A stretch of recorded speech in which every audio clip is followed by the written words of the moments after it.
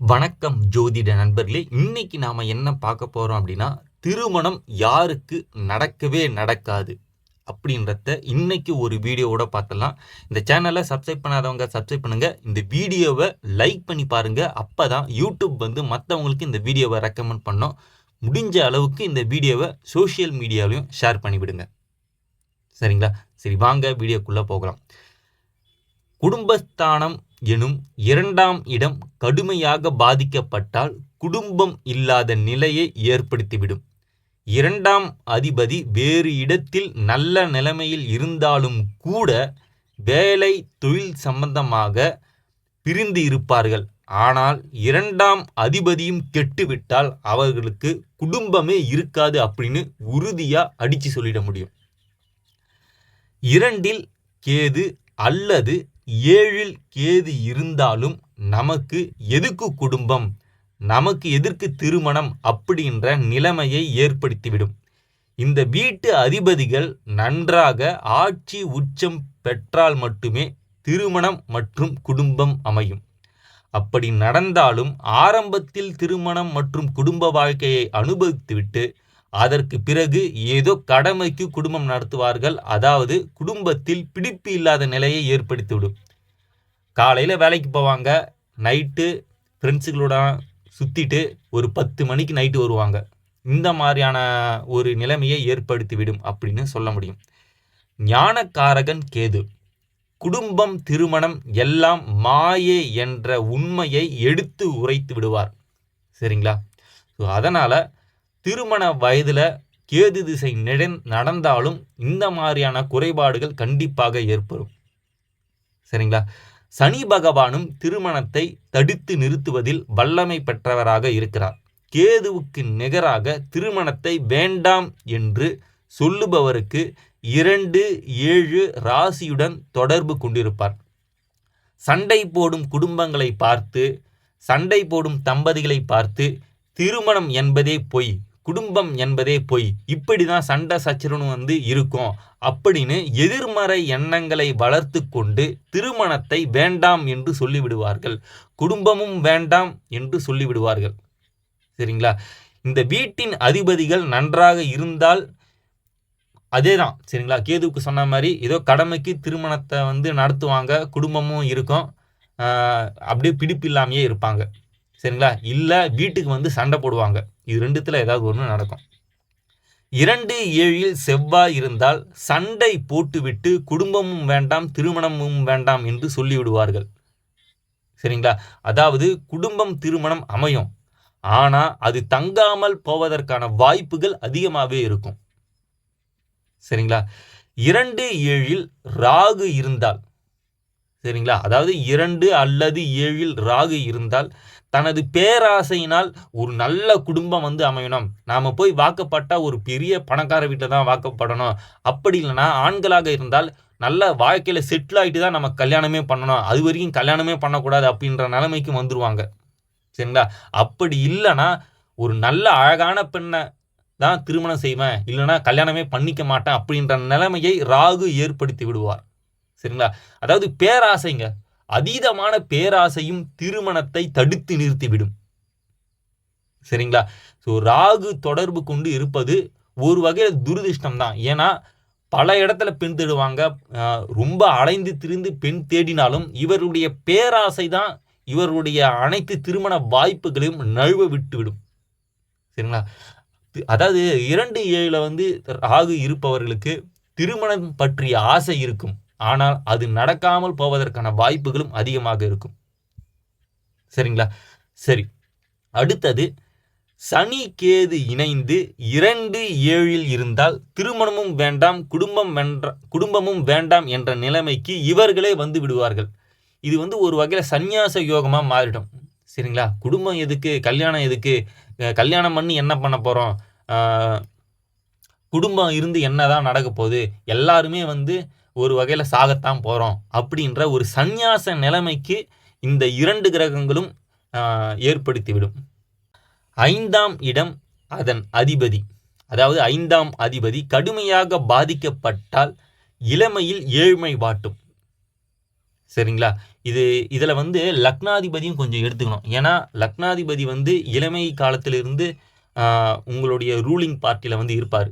சரிங்களா? ஸோ லக்னாதிபதியும் 5ஆம் இடமும் அதன் அதிபதியும் கடுமையாக பாதிக்கப்பட்டு இருக்கும்போது கண்டிப்பாக இளமையில் ஒரு கடுமையான துன்பங்களை வந்து ஏற்படுத்தும். சரிங்களா? கடுமையான கஷ்டம் இருக்கும், பணம் சம்பாதிக்கிறதுல தடை இருக்கும், படிப்பதில் வந்து தடை இருக்கும். சரிங்களா?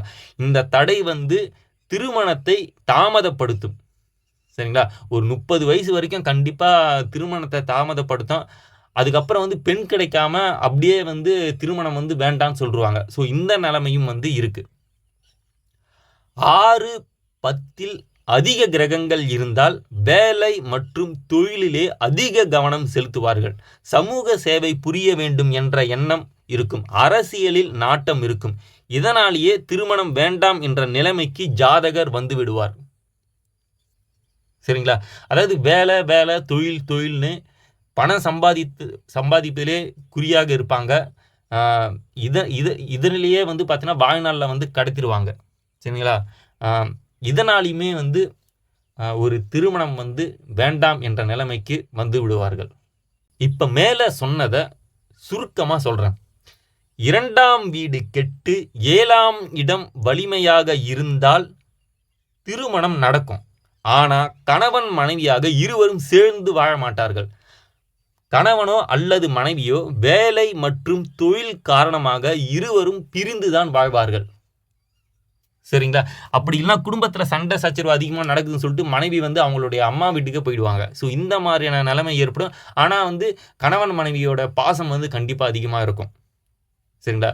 இதுவே 7ஆம் அதிபதி கெட்டு 2ஆம் அதிபதி பலமாக இருந்தால் திருமணம் ஏதோ ஒரு வகையில் நடந்து ஏதோ கடமைக்கு குடும்பம் நடத்துவார்கள்.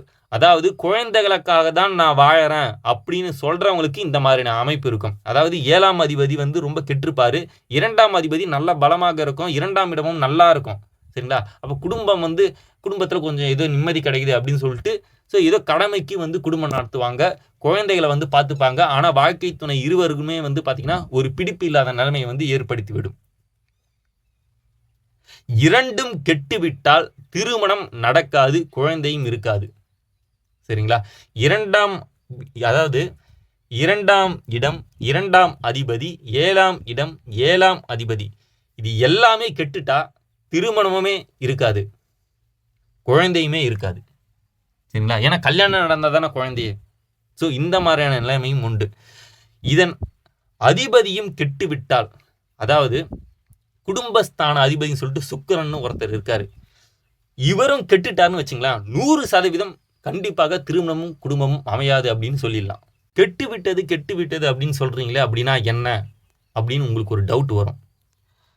ஒரு வீடு கெட்டுவிட்டது என்பதற்கு சனி, ராகு, கேது, செவ்வாய் ஒரு வீட்டில் அமைந்ததுன்னா கண்டிப்பாக அந்த வீடு கெட்டுவிட்டது. இதை தவிர நீச கிரகம் ஒரு வீட்டில் இருப்பதும் பாவ கிரகங்களின் பார்வை கடுமையாக இருப்பதும் ஒரு வீடு கெட்டுவிட்டது அப்படின்னு முடிவு பண்ணிடலாம்.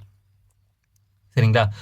ஒரு கிரகம் கெட்டுவிட்டது என்பது சூரியனுடன் நெருங்கி அஸ்தமனமாக இருப்பது, ராகுவிடம் கிரகணம் அடைவது, அதாவது 5 டிகிரிக்குள்ளே இருக்கும். சரிங்களா? கேதுவுடன் நெருங்கி இருந்தாலும் அதனுடைய பிடிப்புத்தன்மை இல்லாமல் போகும். 5 டிகிரிக்குள்ளே இருந்தால் தான். சரிங்களா? இதாவது பார்த்தீங்கன்னா சூரியனுடன் அஸ்தமனம் வந்து ஒரு சில மூல நூல்களில் இத்தனை டிகிரிக்குள்ளே இருந்தால் அது வந்து அஸ்தமனம் அப்படின்னு சொல்லியிருந்தாலும் கூட 5 டிகிரிக்குள்ளே இருக்கும்போது தான் முழுமையான அஸ்தமனமாக கருதப்படும். அதே போல் கிரகணமும் கூட ராகு கேதுவுடன் 5 டிகிரிக்குள்ளே இருந்தால் மட்டும்தான் முழுமையான கிரகணமாக ஏற்றுக்கொள்ள முடியும். சரிங்களா? இதை தவிர கிரக யுத்தத்தில் கிரகங்கள் தோற்பது, 6, 8, 12 மறைவது, இதில் 8 தான் முழுமையாக மறைவு அப்படின்னு சொல்ல முடியும். நீச கிரகத்துடன் நெருங்கி 5 டிகிரிக்குள்ளே இருந்தாலும் ஒரு கிரகம் வந்து தன்னுடைய பலத்தை வந்து அந்த நீச கிரகத்துக்கு கொடுத்துட்டு இந்த கிரகம் வந்து பார்த்திங்கன்னா தன்னுடைய பலத்தை வந்து இழந்துடும்.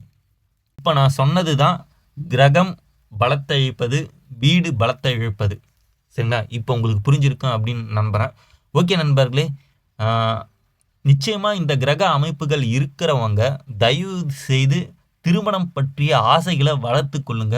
திருமணம் பற்றிய நேர்மறையான சிந்தனைகளை வந்து வளர்த்துக்குங்க. குடும்பம் ஏன் முக்கியம் அப்படின்ற எண்ணங்களையும் வளர்த்துங்க. சரிங்களா? ஏன்னா கடைசி காலத்தில் என்ன வேணாலும் நடக்கலாம். சரிங்களா? தயவுசெய்து திருமணம்ன்றது ரொம்பவே முக்கியம்.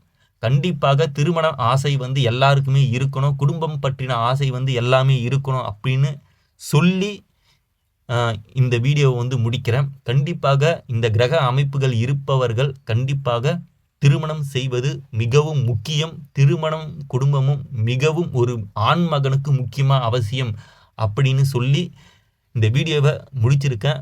நன்றி, வணக்கம். உங்களுக்கு ஏதாவது ஒரு டவுட், கிளாரிஃபிகேஷன் இல்லைனா உங்களுடைய ஜாதகத்தில் இந்த மாதிரியான அமைப்புகள் இருக்குது, நான் என்ன பண்ணணும் அப்படின்னா கீழே கமெண்ட் பண்ணுங்கள். நான் நிச்சயமாக ரீப்ளை கொடுக்குறேன். நன்றி, வணக்கம். வேற ஒரு வீடியோவில்